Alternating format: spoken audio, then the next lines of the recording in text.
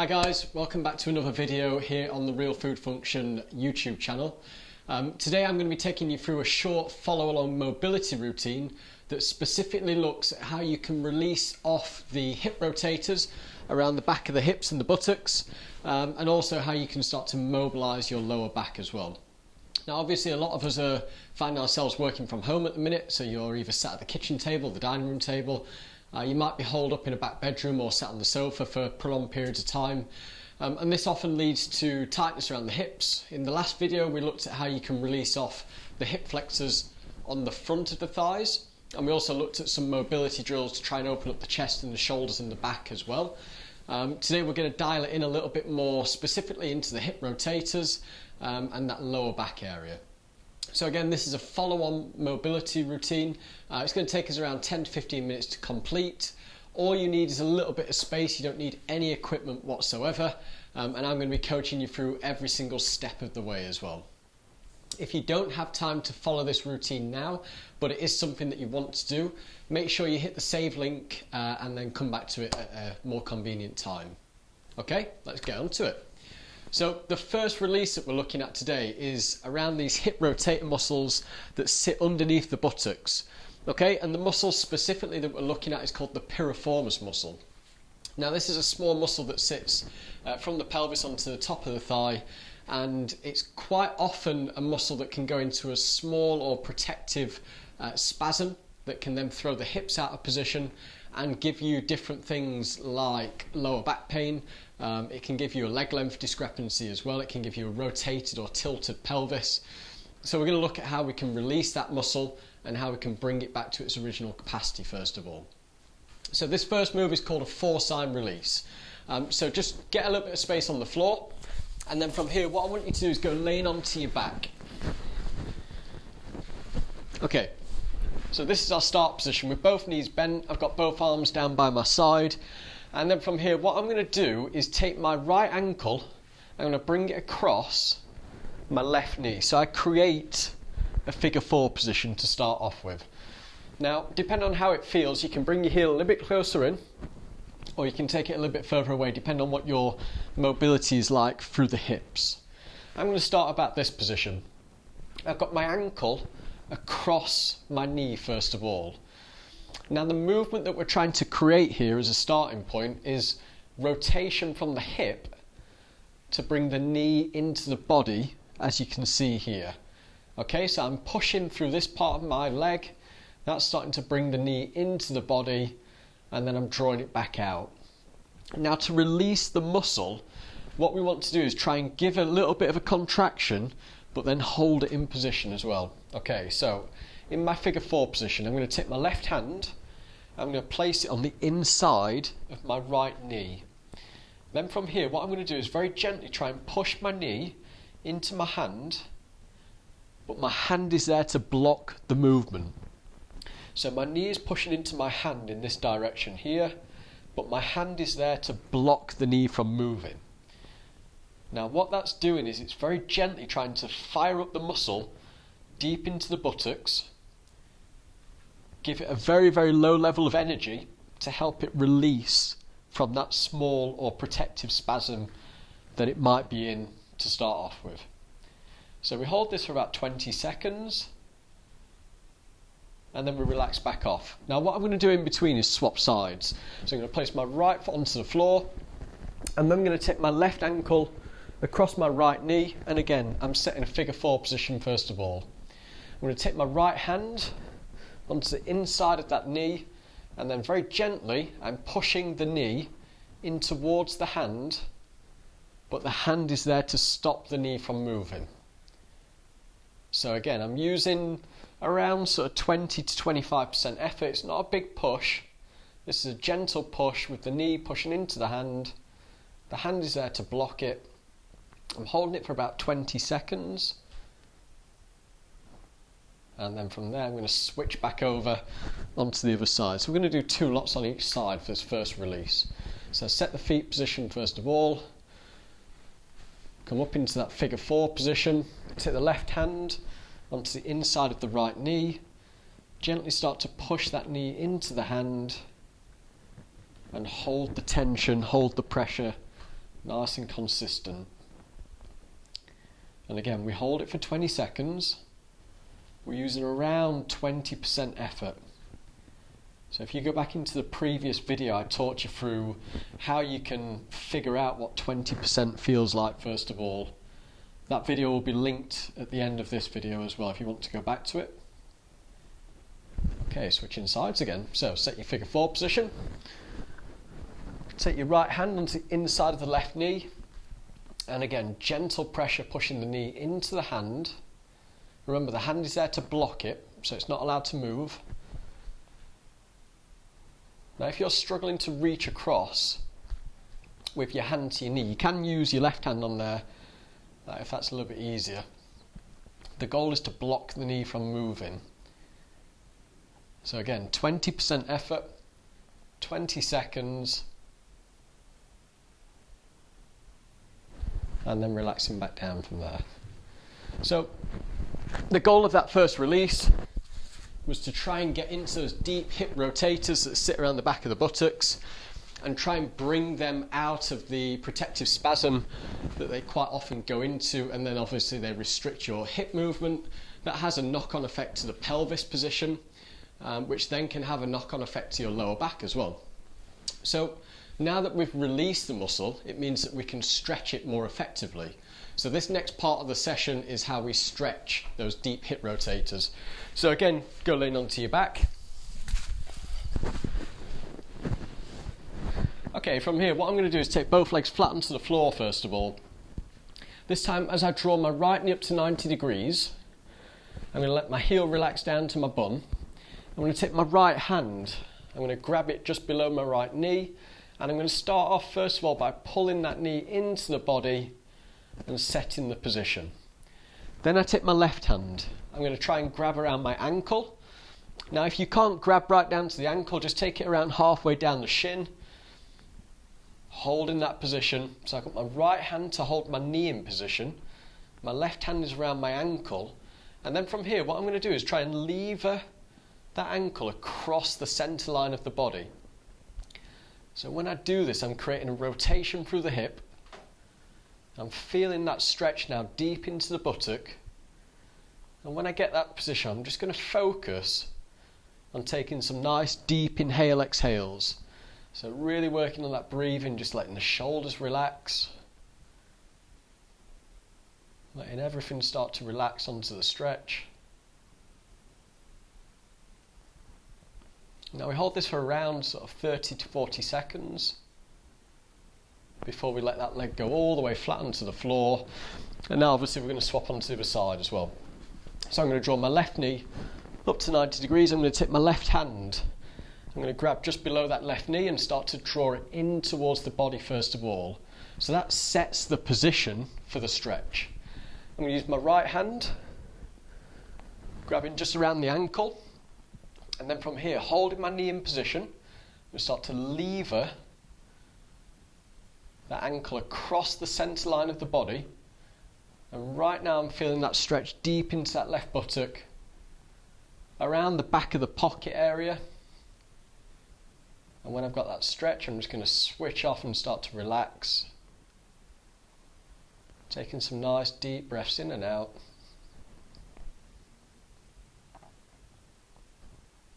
And again, we hold for around 30 to 40 seconds.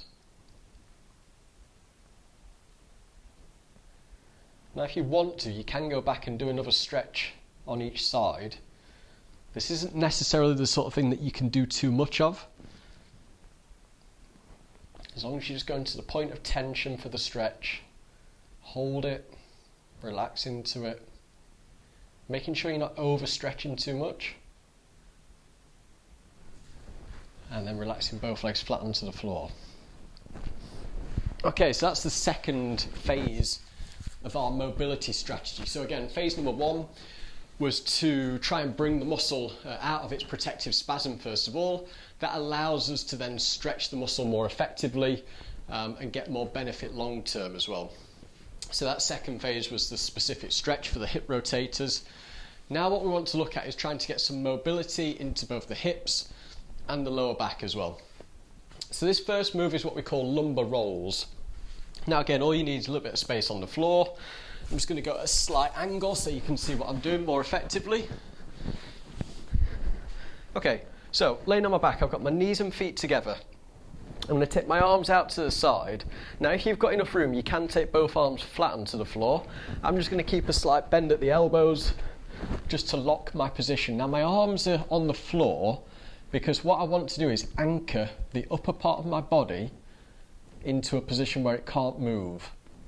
And then from here, keeping my knees and feet stuck together, what I'm going to do is start to roll the knees to the right hand side. I'm going to take them to about 45 degrees. So I'm not trying to hit the floor. I'm just going about halfway back up to the top, over to the left, and again you can see I'm only going about halfway before I draw back up to the top. So again, at the top I take it straight over to the right hand side, get to about 45 degrees towards the floor, draw back up, switch straight back across and draw back up. And this is a nice steady tempo as well. So it's not too fast, you're not trying to kick down towards the floor with the knees, just very gently trying to roll from right to left, being quite conscious of the fact that you don't want to feel too much of a stretch in that lower back. So you'll feel a gentle stretch because this is a mobility drill, but you don't want to feel like you're overstretching. Now what you'll notice here as well is that you can use your knees and feet as a bit of a guide. So if I feel my feet or my knees try and slip apart, that's a sign that I've gone a bit too far on the mobility. I'm going to draw straight back up to the top and reset at the top. So nice steady tempo all the way through, rolling the knees from right to left, and again making sure you're not trying to drive down to the floor, just going about halfway each side. These are what we call lumbar rolls, so these are trying to mobilise through the hips and that lower part of the back which we refer to as the lumbar spine. Just open the hips up, get a little bit of movement back into that region of the spine. It doesn't need a great deal of movement, it doesn't allow a great deal of movement, so you're not trying to push it too far. And then take a rest at the top. Okay, so now we've looked at releasing off that lower back area. Let's look a bit more specifically at the hips. So onto all fours as our start position, and what I want you to focus on now is making sure that the palms are planted flat on the floor. So I'm spreading my hands out nice and wide, getting my hands fixed under my shoulders, keeping my arms nice and straight. So on my left leg, first of all, what I'm going to do is bring both knees a little bit closer into the centre so I get a good balanced position. I'm going to tuck my toes under as well so I've got a bit more support. I'm going to draw that left knee up, driving my heel up towards the ceiling, and then from here I'm going to open up through the hip. I'm going to try and bring my knee round in a circle towards my elbow and then back into the centre. Okay, so the movement again is to draw up first of all, drive the heel up towards the ceiling, to rotate from the hip, to then draw a semicircle, a big circle round towards the elbow, and then back to the centre. Now what you'll notice on this movement is that I'm not losing control by kicking too high, and I'm not dropping the hips and trying to get too high on that rotation. So what we want is control through the movement for as long as possible. Not trying to kick or go too far. We're thinking about how the movement comes from the hip. So I'm driving up, turning from the hip, driving that knee up and round, and then back to the centre. And again from there, driving up, bringing it out and round, and then back to the centre. Now ideally, you're probably going to do around 10 to 12 repeats on this one as you go through the sequence. Think about up, out and round, and back to the centre. Up and round, and back in again from there. So you can see I'm not actually bringing my knee to the floor in between. I'm keeping it slightly elevated, just so I can get that smooth movement coming up, round, and then back in from there. Okay, reset. So I'm just going to swap directions because we'll go on to the right hand side. And again, the first thing that you want to focus on is hand position. So palms spread out nice and wide, arms locked out in position so we're not dropping through the upper body. Bringing both knees together and then just tucking the toes under. That gives you that extra little bit of focus. So on this right hand side, I'm going to drive the heel up first of all. I'm going to bring it out and round towards my elbow and then back in and round from there. So again, I'm not trying to kick too high. I'm not trying to rotate too high, and therefore I'm not losing control through the torso or through the back. So nice steady movement, drawing up, bringing it out and round and drawing back in. Draw up, draw out and round and back in. Now what we need to think about on this one is the movement coming from the hip. So imagine that hip joint, it's a ball and socket joint, okay? So it allows rotation in quite a big degree of movement. So you're asking that hip joint, what can you give at the minute? Using it as a bit of a benchmark so that when you come back into this one later on, you know what position you had or what movement you had at the start versus what you've got at the end as well. So drawing up, bringing it out, round and then back in. Drawing that big circle with the knee.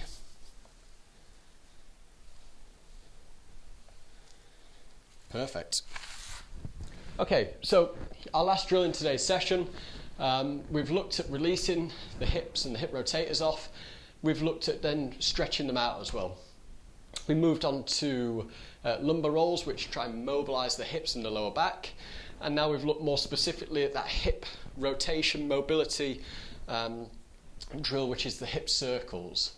So to finish off with, we want to try and fire the buttocks up, because we know that a lot of dysfunction around the hips comes from tightness in the hip flexors, tightness in the hip rotators, but quite often what we also find is that we've got glutes or buttocks that, because we've been sat down for so long, they've become quite tired or quite lazy, and they need to be reactivated and fired up again.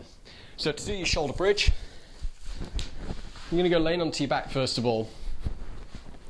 Now from here, what I'm going to do is relax both arms down by my side. The first thing I'm going to think about is just wiggling my toes on the floor. Okay, so most of my weight is digging in through my heels right now, or it's focused towards the back part of the foot. From here, I'm going to try and dig my heels into the floor and then try and pull my hips up towards the ceiling. So I'm thinking about pulling the hips up through the movement, digging my heels in. At the top of the movement, I'm going to try and really think about squeezing my buttocks.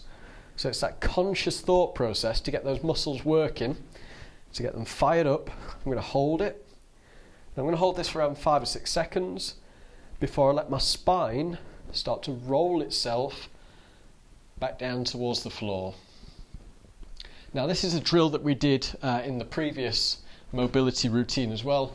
It's a really important movement to try and get those hips opened up and to get the glutes fired up as well. So again, digging the heels into the floor. Think about, as I dig the heels in, I'm trying to pull the hips up, squeeze the buttocks at the top, hold it for 5 seconds, and then start to think about rolling my spine back down towards the floor, letting the hips come back down towards the floor to reset. And again, digging in through the heels, driving the hips up, pulling them up towards the ceiling, squeezing the glutes at the top again. This is a strong position at the top. Hold it. Let the spine roll itself back down. And again from there, dig the heels in, pull the hips up, squeeze and hold at the top, and then roll back down. Okay, one more time, digging the heels in, driving the hips up into the air, pulling them up towards the ceiling, squeeze and hold at the top. Nice strong movement again, make sure the glutes are kicking in. Hold it for 3, 2, and then 1. Bring it down towards the floor and take a rest. Okay, so there were 5 different components to today's session. The first one, just to recap, was to try and release the deep lying hip rotators, that piriformis muscle, which is one that does go into spasm quite regularly, so you've got to try and release it before you stretch it. Phase number 2 was to stretch, so first of all we release muscles before we can stretch them to their full capacity again. Phase number 3 was to try and incorporate some mobility into the lower back and the hips, and we did that with our arms out nice and wide, knees together, doing lumbar rolls. Then we looked at the hip circles, so really trying to open up through the hips, getting the movement coming up and round, and thinking about how the ball and the socket, how they allow rotation within that joint. So you've got to try and work on that rotation ability of the joint as well. And then finally we just finished off with some muscle activation. So we did the shoulder bridge or glute bridge, and our focus was digging the heels into the floor, pulling the hips up towards the ceiling, and making sure you're squeezing your glutes at the top. Now, this routine is great for anyone that finds themselves sat at a desk for prolonged periods of time. You might sometimes even feel like these areas around the back of the hips, they actually fire up a little bit, or they get quite tight throughout the day. So it's important to go through the step-by-step process to get them released off. This is the sort of routine that you can do once, twice a day. You'll get more benefit the more you do of it as well, based on the fact that if you're sitting for longer periods of time, doing more mobility and more activation and more stretching is only really going to be beneficial for you. So I hope you enjoyed today's session. There are plenty more mobility drills and follow-along routines to come throughout the next few weeks.